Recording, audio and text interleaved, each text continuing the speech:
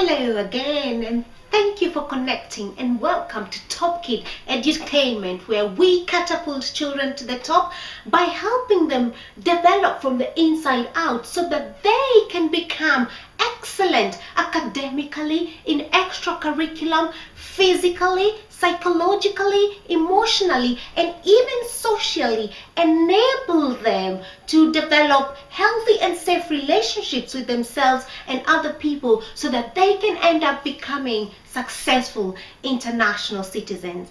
Thank you so much. I did say to you that the first video we're going to do is the 5 critical mistakes that almost every parent and every educator makes that stops our children from becoming top kids and keeps them in mediocrity for a very long time, generation after generation. Let's get into it straight away.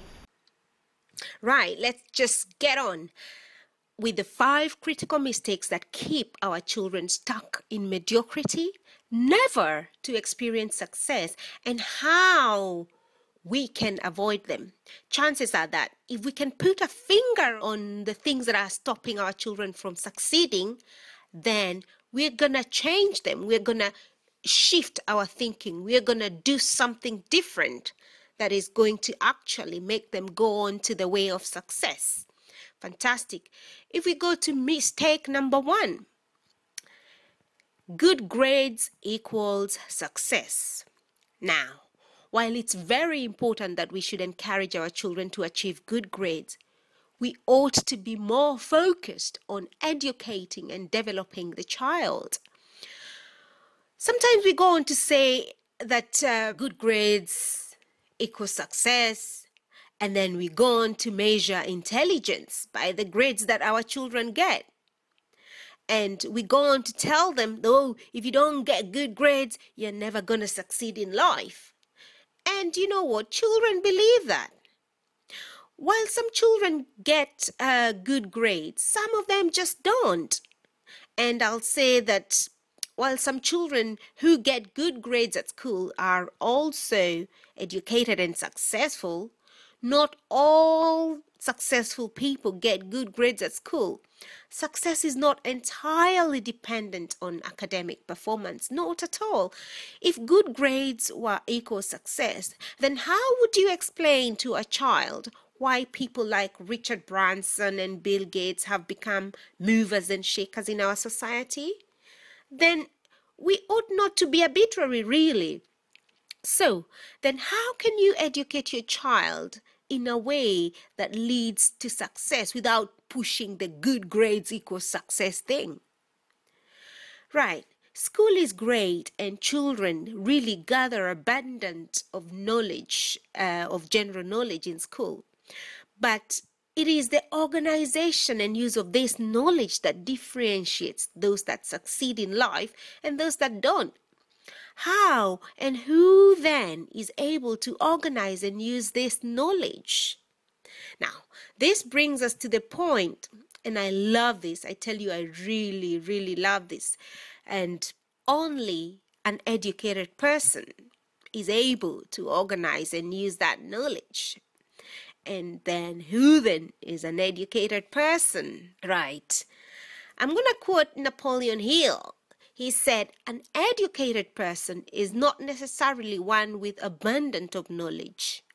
An educated person is one who has so developed the faculties of their mind that they can attract anything they require without violating the rights of others. Now, this goes to show us that an educated person is a thinker, right? These are the thinkers. They are able to put good use of the knowledge that they have received from schools and from around them, from their family, and even from the non-physical world. The good news is that every child makes a landing on this earth with all the faculties of their mind. I mean, that is a hooray to everyone, because if every child makes a landing with all the faculties of their mind, that means every child has a chance to succeed. We all begin on an equal chance. Therefore, our job as parents and educators is to help children develop these faculties of their mind. You see, This is why I am so convinced that any child can be successful. And this leads us to the question, what are the faculties of their mind? I will answer this in another video where I will cover all the 6 higher mental faculties that, if they are developed, and when they are developed, my goodness, your child is able to attract anything they desire to themselves. And I mean anything. Right. In the meantime, I really implore you not to hammer your kids with the idea that success is a result of going to school and getting good grades. Instead, encourage them to be their very best selves, including but not limited to good grades. Encourage them to explore what it is that they are really good at. What is it that they can do better than anyone else? Now, that is what we need to be bringing up, and that is what we need to be encouraging them to find in themselves. And as I said, I'm going to cover the 6 higher mental faculties in another video. So let's move on to mistake number 2. Now, mistake number 2 is that for a long time we've bought into the myth that the rich get richer, the poor get poorer. And people think that's just the way it is. Right. In mistake number 1, I established that success in life is not all down to academic. Success and prosperity, it's a consciousness. The rich have adopted a rich and abundant conscious. Therefore, they are constantly thinking abundant thoughts. Success and prosperity, it's an attitude that any child can adopt. Attitude is the way we think, the way we feel, and the way we act. Whatever attitude we adopt, we replicate that in the results. So, regardless of their present circumstances or anything that they have experienced before now, your child can shift their thinking. They can have a thinking shift, a mind shift that will enter them into success. Well, I can quote hundreds and hundreds of cases where children have defied all odds to become a success. These cases now include my very own story. Now, I'll tell you what, people think it's a miracle that I'm even alive to tell my story, considering that I came from an extremely poor, I'm talking like really poor, poverty and abuse. And what I can say, it's in our thinking. And this is what I am calling consciousness. The idea that I could completely change and break the poverty cycle was introduced to me at the age of 5. And it's funny, and sometimes when I think about it, it's really powerful what we think. My imagination at such a young age, it just kicked in, and it looks like the world, the earth was moving for me. Look, I was living, in my mind, I was living in a palace. I tell you, I became the happiest child in the midst of all the terrible things that were happening to me. And I became a top performer academically and even socially and even extracurriculum. It's just amazing that my circumstances were such that sometimes I didn't even have food to eat. Obviously, we never wore shoes. We had dirty clothes, and you're wondering what's going to happen when you get home. Is there food? Is there something to drink? You just don't know. You're just living one day at a time. But in my mind, I had made up this image. I'm telling you the truth. I was like living in a palace, and I was just, it's amazing. I thought I was this extraordinary good kid and happy kid and everything. And I strongly believe that is what made me perform the way I was performing, become that likable child, become that top performer at school.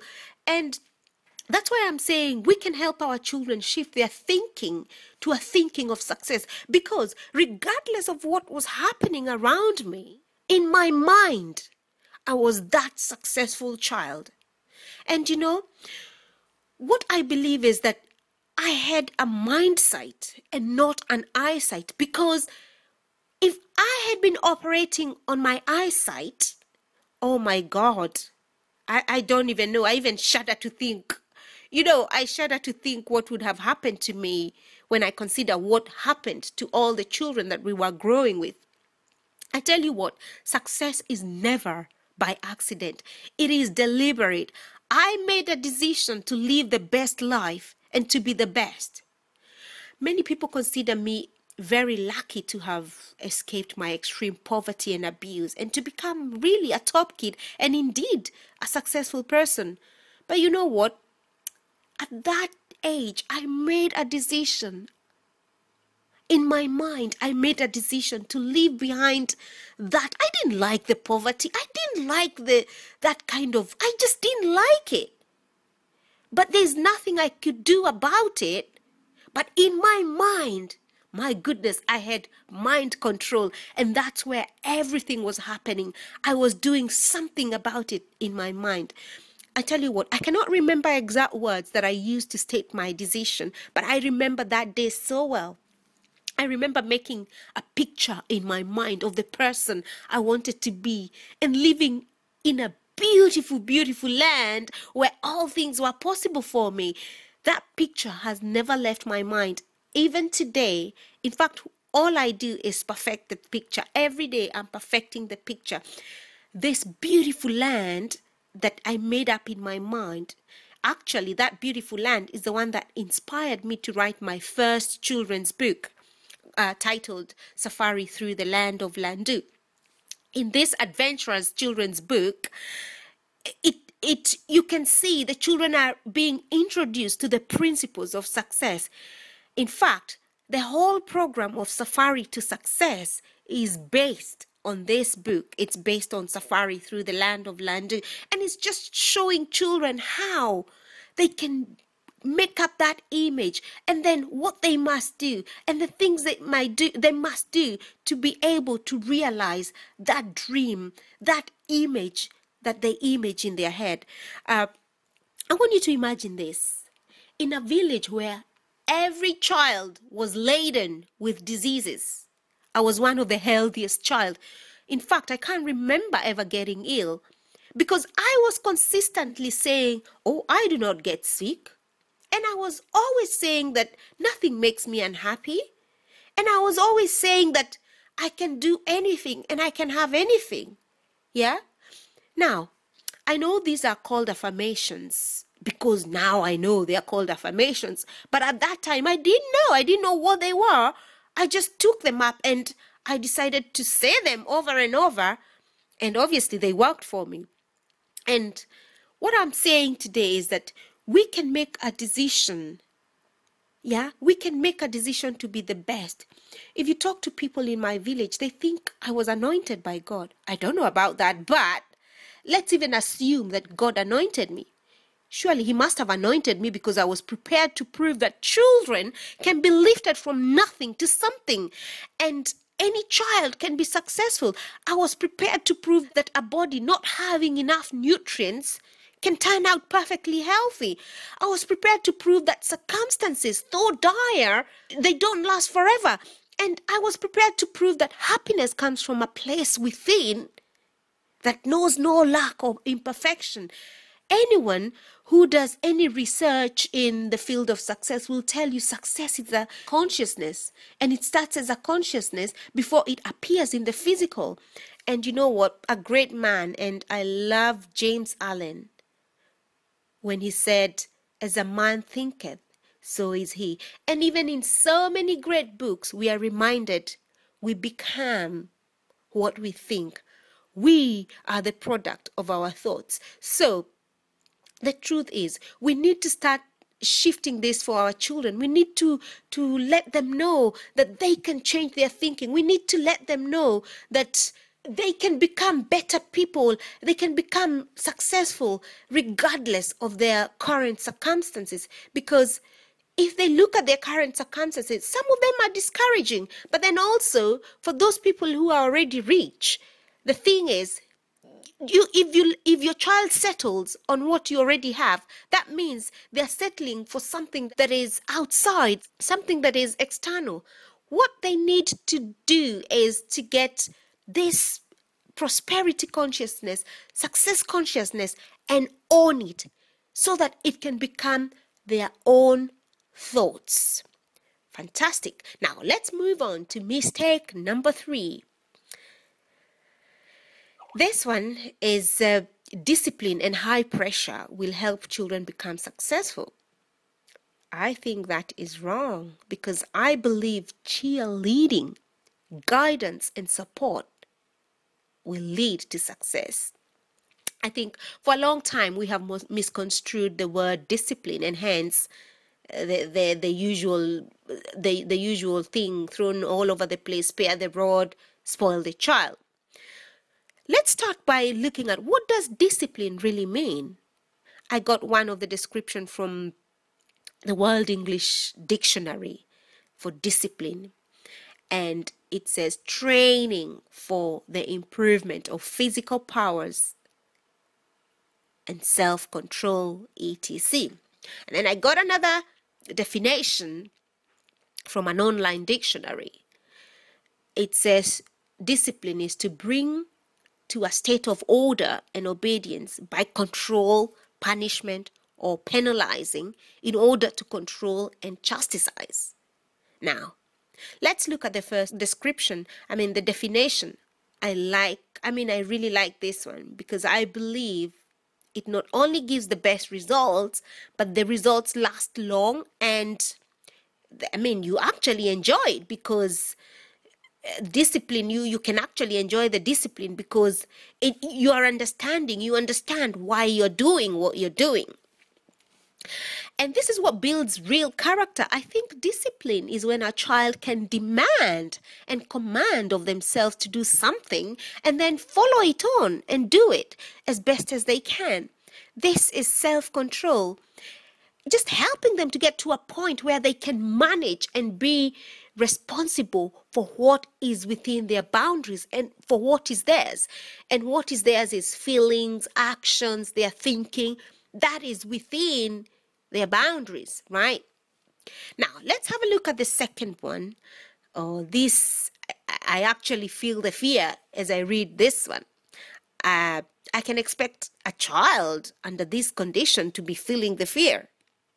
This kind of discipline is the kind of one that, a child is obeying, a child is agreeing with you because of the fear of punishment, the fear of chastising. The danger with this is that what happens is when the threat is removed, then the child has no motivation to do it because they do it because of other control, not because of self-control.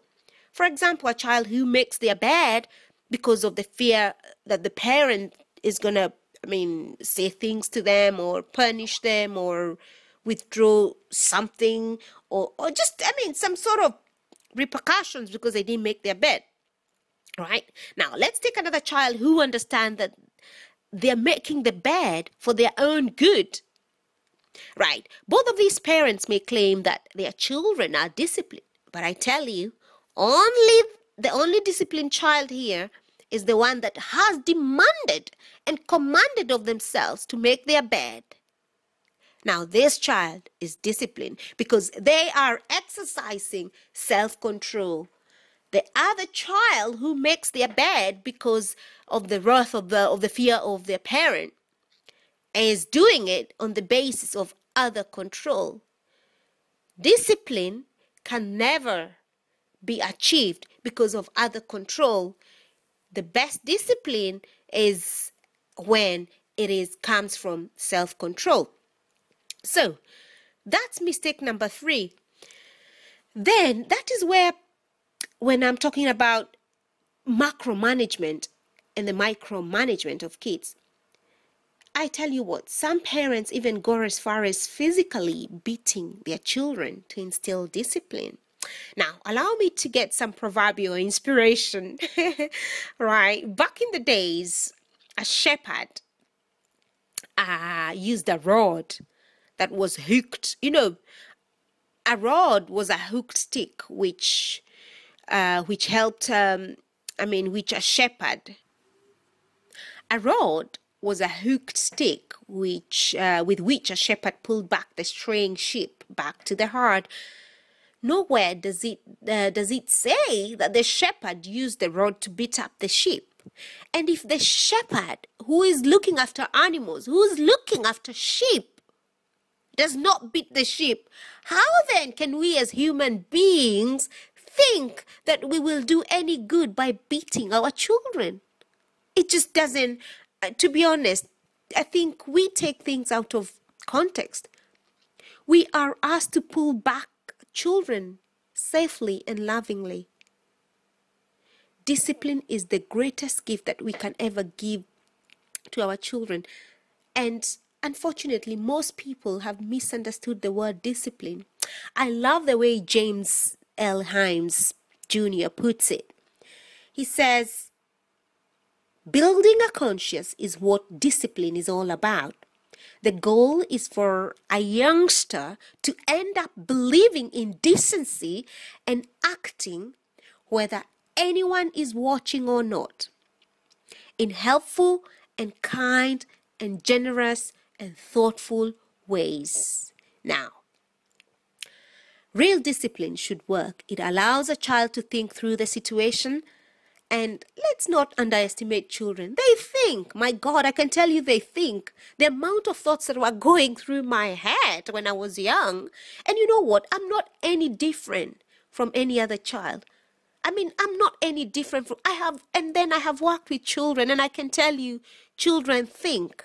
It's just that sometimes we are too busy to think that they think, or we disregard them and we constrict their thinking. But I'm telling you, children think. Most of the things that I thought when I was younger, I see them happening, and really it's just I'm realizing them, Right. So let us not underestimate children, even the very young ones. They can make little choices. They can make little decisions. A child is a human person, and they can think through situations. And the more we allow them opportunities to think, the more they develop their thinking muscles. Earlier, I talked about the 6 higher mental faculties. That's thinking. And thinking is one of them. It's the reasoning faculty. So what I'm saying here is high pressure and discipline. The old way of discipline, the old word, the other meaning of discipline, which doesn't really create self-control. That's the high pressure and discipline. So high pressure and discipline creates tension, and tension tires, and it actually stops the ability to think. Another thing I would like to mention before we go on is that parents should never predetermine what their children must become. And this is where most of the pressure comes in, because the parent has put a sort of a blueprint and they've decided the child is going to be like this.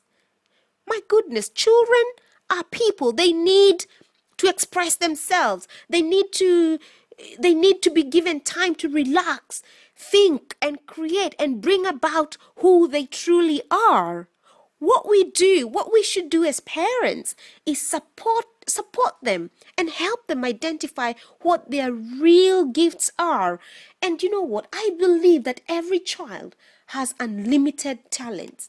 And but the thing is, it's in our little thinking that we decide that some people have more gifts than others. And we allow this kind of thinking to confine and dictate what we think are gifts. You know how you can identify the gifts in your child and the talents in your child? Find out, what is it that they do easily? What is it that they're able to do better than anyone else? What is it? There is something, because your child is a unique expression of the Creator. Absolutely. And there's something that they can do that no one else can ever do, and can never do as good as they can. Fantastic. Now, let's move on to critical mistake number 4. Oh, this one. My child's school is nice, and they at school will educate my child. So my child will be successful. On the other flip side is my child goes to a bad school. I cannot afford to take them somewhere nice. So my child is not going to be successful. Now, oh, this is a biggie. In mistake number 1, I mentioned what happens at institutions and schools. Children gather knowledge, which is great. Actually, take a moment and think about what really happens at school. A child is taught something, and if they repeat it correctly on paper, they get a pass. Now, the truth is, this may not necessarily be learning, because learning is when you acquire information and put it in to good use. Again, for me, when we think about again, for us to be able to do that, to put the information that we've gathered in schools into good use, right? We need to have developed our mental faculties. I wish for you to understand that I went to school, and in fact, I loved it. For me, school was not only a place to go and gather information. For me, school was an escape from all the horrors that were happening at home. I found some peace and quiet there. I made friends. I was able to play, and I was able to laugh. And really, that's the place where I went and became myself. That's the place I expressed myself most. And it is in schools that I received great information on how to improve my life, and also, just a lot of information. And I'm ever so thankful, because even of today, I actually do not know exactly how I made it through school. It still remains a mystery for me, because I cannot imagine who used to pay for it. I don't know. But the thing is, I loved school. And I love school because I learned about vegetables and how vegetables would improve my health. And I remember on the day I learned that, I went home that day determined to plant these vegetables that we learned about, so that I could eat them and never get sick. Remember my thoughts of, I'm the one that never gets sick? So, anyway, that is another story for another time. I will tell you, just shortly, I could tell you that at the age of 7, I went to work in someone else's farm so I could get some money, so I could buy some seedlings, so that I could grow some vegetables, so that I could eat these vegetables and never get ill. And anyway, all that story will come, I'll tell you in another program. And actually, the planting of these vegetables, I ended up becoming temporarily rich by selling my produce, because it did so well. The little farm did so well that I was the source. I was the producer in that area. So what I'm saying, and remember, I was just 7, and this is what I'm talking about. This is why I'm talking about children thinking. And I don't consider myself to have been touched by an angel. I don't. I'm just like any other child. And you know what? I will remind you that I work with children, and I know that they think. Give them an opportunity to think. Children will come up with mind-boggling imaginations. And you know what? As parents and educators, we need to give these imaginations room. We need to encourage them to happen, because what? As a man thinketh, I tell you, so it will become. So they will become. Now, remember, by the time I went to school at about age 6, I had already determined to be successful. And I had already decided that I was never going to live in poverty. I don't know how long that was going to take. I didn't know that how long that was going to take to come into the physical. But I had already determined in my mind that I was going to be a rich person. I was going to live a better life. So really, all this thing about going to a particular school, and I think we need to rethink it. Uh, because when you think about my story, if boy, if a school is supposed to make or break the child, then my one would have broken me, because my first school was a shack. The building did not have windows or doors. In fact, because of the amount of kids that enrolled to go to school that year, I think they had just started school in that area. We had to alternate going into the classroom, and sometimes our classroom was under the tree. But that did not stop me from believing and dreaming that I would go to the best high school in the country. It didn't. See, it was what was happening inside of me. It was the dream that was propelling me. It had my moving forward, my success was already in the non-physical, in my mind, before it came to the physical. And that is what I'm saying, that if we can help our children dream and help them believe in their dreams, then, my goodness, we are talking about a powerful generation. It's Eleanor Roosevelt that said, "The future belongs to those who believe in the beauty of their dreams." And you know what? Oh, I go on to say that success belongs to those who believe in the beauty of their dreams. Wow. So, for those parents who cannot afford to take their children to the best and the most expensive schools, go ahead and do it. Right. Now, for those parents who can afford to take their children to the best and the most expensive schools, I would say go ahead and do it. Of course, money is supposed to be kept in circulation, so go ahead and spend it. And spend it on the good things that you can. But let your hope not be in the school. No, no, no, no, no, no, no, no. And let your child not pin their hopes in the school. Let them pin their hopes in their dreams, their own dreams, the dreams that they formulate.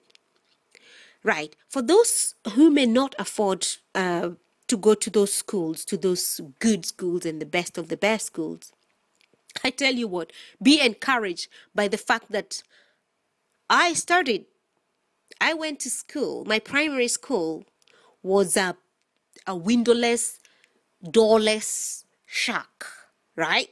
And sometimes it was under a tree. But I was winning inside of myself. The school may have been a shack, but my head, in my mind, it was a palace. And that is what matters. What is driving your child? That is what matters. So, choose the schools, but more importantly, encourage your child to choose and dream their own dream, because it is that dream that drives them forth. Again, don't get me wrong. I really purposed to go to a great high school, and I made it. At least, being in a good secondary school, I knew I was assured of 3 meals a day, no hurling abuses at me, no beatings, no hard and manual work. And I really wanted to go to a good school. And I tell you what, I was so happy. I was so happy the first day I went to this school. And now that is another story about how I made it. About how I made it through schools, through high school, without school fees, right? That's another story. Again, when I tell you these stories, I want you to realize the beauty of a dream, the force. My God, a dream, your thoughts, they are a force to reckon with, because regardless of what's happening around, if you've got the right thoughts, those thoughts will move you. They will keep moving your child. So, I love school and I loved school. So, but I'll keep saying that get your child into school, but don't pin your hopes on schools. Right.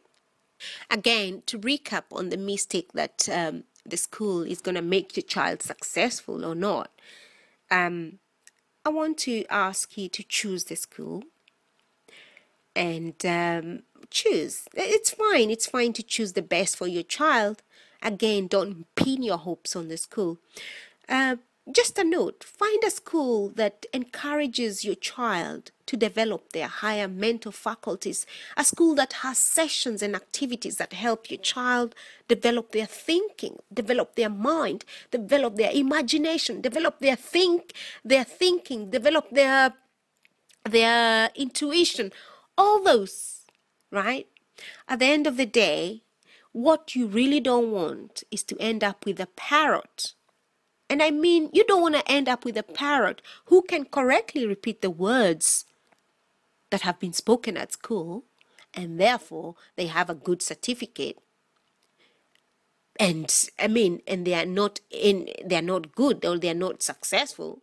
But really, you want to end up with an eagle of a child who you know they will soar. Regardless of what's happening, they will rise above it. Regardless of what's happening, they will rise up. They will make decisions to venture into new heights, to fly farther, faster, whatever. That is what will make you proud. An eagle of a child and not a parrot of a child. So what I can encourage you is look for situations and people that can help your child develop their higher mental faculties. And you know what? You will know them by their fruits. Look at the people who encourage your child to become better.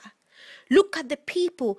I encourage your child to associate themselves with people who will encourage them to be better, to go farther, to express themselves a bit more. Fantastic. Now, let's quickly move on to mistake number 5.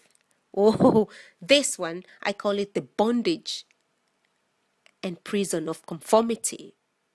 Out of all the mistakes that I see every day as we raise our children, this is one of the worst, because it is so sly, it is so sneaky, and it's so hard to recognize.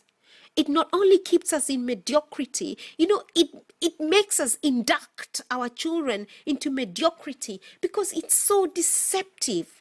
It's so deceptive. Remember, I want you to imagine that when you were when your child was young, right? You were so excited about every move they made. You are constantly looking forward to the next stage of development and even encouraging them to move on to the next step. And how you couldn't wait for them to crawl. You couldn't wait for them to walk. You couldn't wait for them to talk. You couldn't wait for them to run. And the list goes on. I remember, like, most notably is the crawling and the walking. Remember those days you encouraged your child to keep going? They came up with an idea of going. You remember the self-expression? It's them that came up with the idea of walking, and then you encourage them to keep up. This is an example of self-expression. And a child is a human being, and is always expressing themselves, is always looking to expand. And that is what happens. Now, let's move on to critical mistake number 5. Wow, this I call the bondage and the prison of conformity.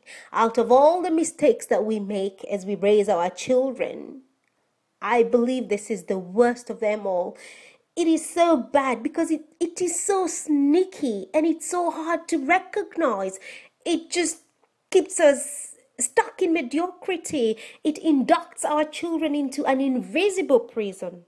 And it's so deceptive, yet so accepted in the whole of the society.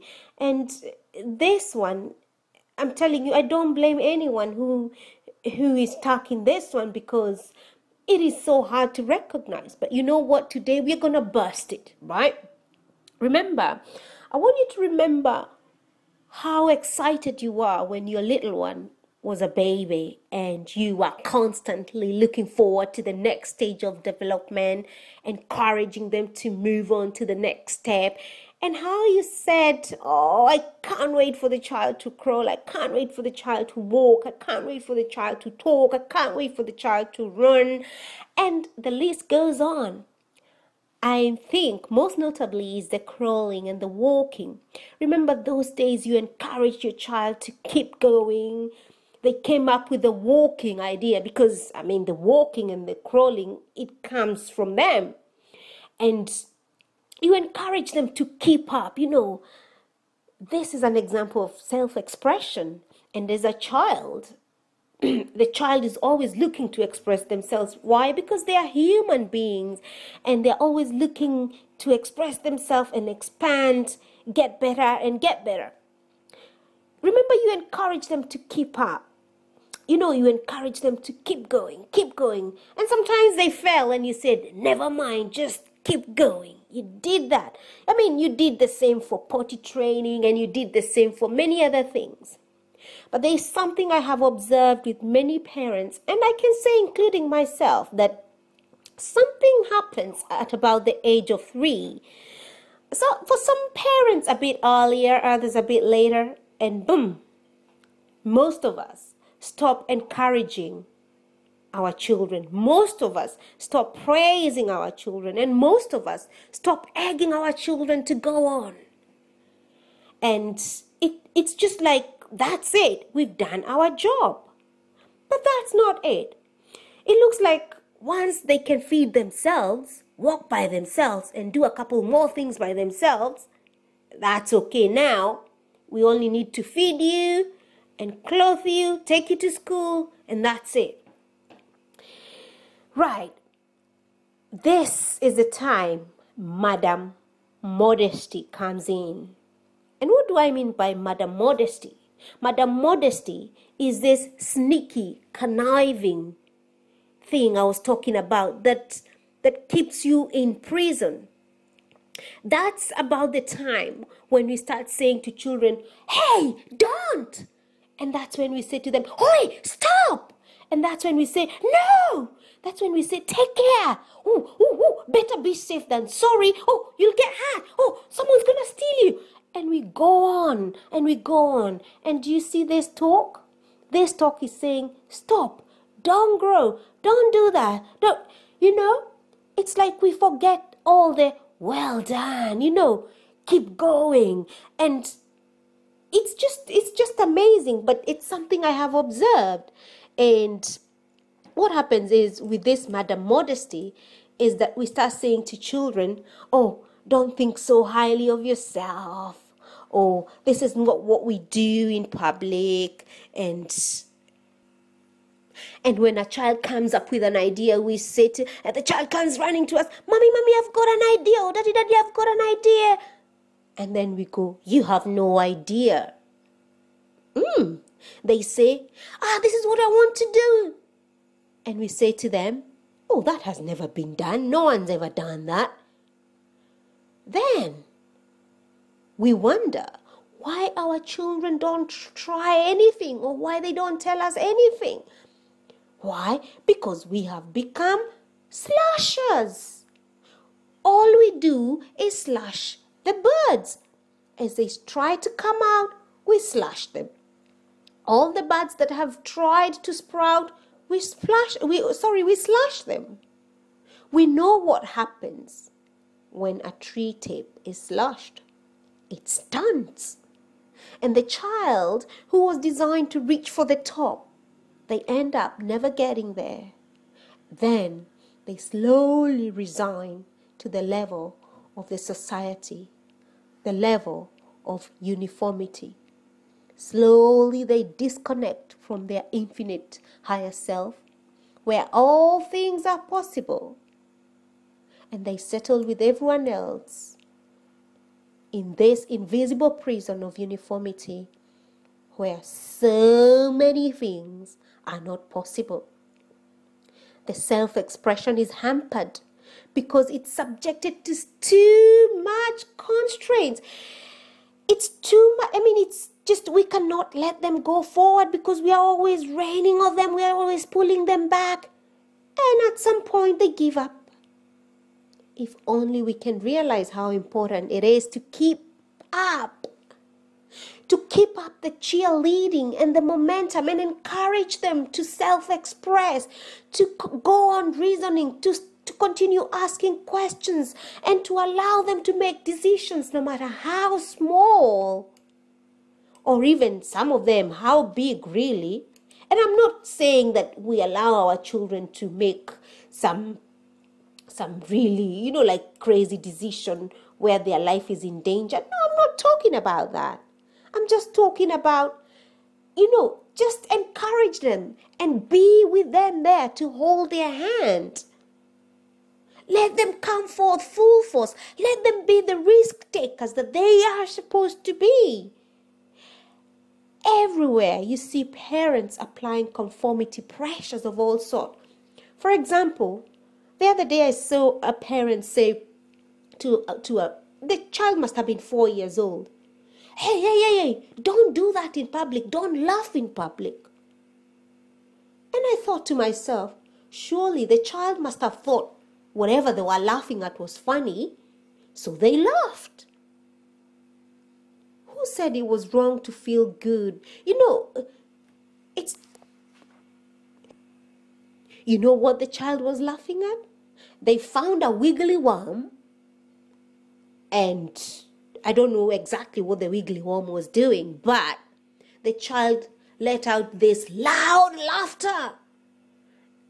And the mom says, "Oh, you don't laugh like that in public." And I thought, what happened to the self-expression? What happened? If it's funny, let the child laugh. Who said it was wrong to feel good or talk highly about yourself?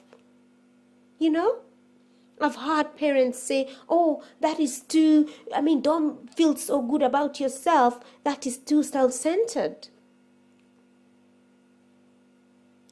Every child should be able to state that I am beautifully and wonderfully made, and all things are possible to me.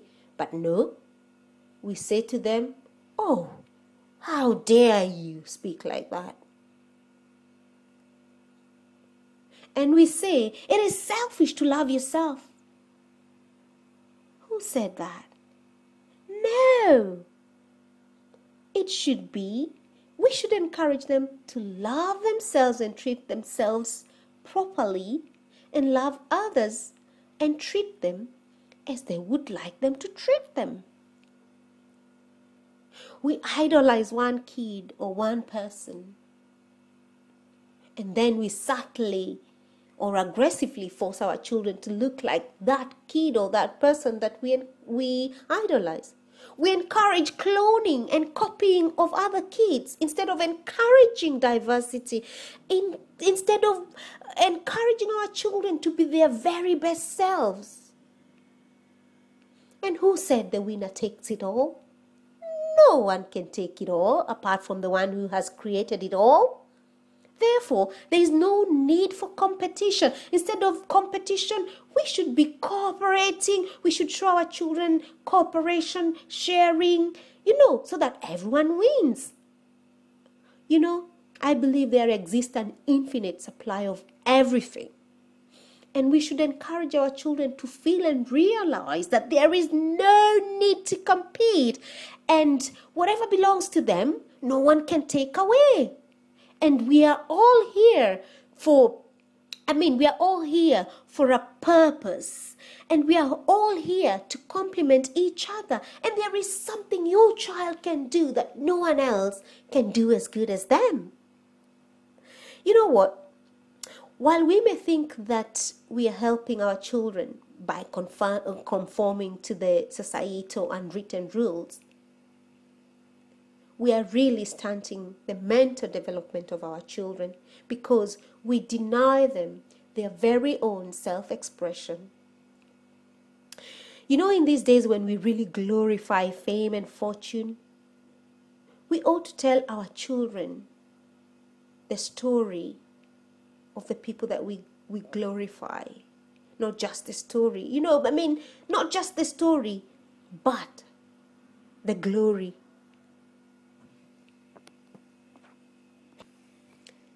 In a day that we glorify fame and fortune, we ought to tell our children the story behind the glory. Because if they can understand the story, then they know that it's not all glory. Behind every success, there is a story, and each person's story is so unique. No two people, no two stories are the same. Let us talk to them about the story and not just the glory. And then they know they have to carve their own story. Now, I hope that the 5 critical mistakes we have identified, you will look at them and see where you can do something, and help improve the life of your child. Now, in ending this session, I want to tell you a story. I have shown you some of the critical mistakes that most people, really most parents, most educators, almost everyone has made. And now I believe you can avoid them. In closing, I'm going to say to you that parenting is leading. It's cheerleading. It's guiding. And you're pointing the way, sometimes holding the child, sometimes pulling them back with the rod. Remember we talked about the rod? But most importantly, is encouraging the children to cut it out on their own and hopefully pass on the good work onto the future generation. And you know what? I really honor you for being here, because I know there's one thing I know about you, that you're so interested in making it happen for your child. And you know what? Your belief in your child is gonna make it happen for them. Because if one person can believe for another person that seriously and work together, it surely is gonna come to pass. To close this session, I'm gonna end with a story. And this story I found in a magazine, and the story was written by Larry Tamzak, and I found it in Last Days magazine, in a 1989 magazine. This is how the story goes. A man found an eagle's egg and put it into the nest of a prairie chicken. The eaglet hatched with a brood of chicks and grew up with them. All his life, the eagle, thinking he was a prairie chicken, did whatever the other chickens did. He scratched in the dirt for seeds and insects to eat. He clucked and cackled, and he flew in the brief thrashing of wings and flurry of feathers. No more than a few feet off the ground.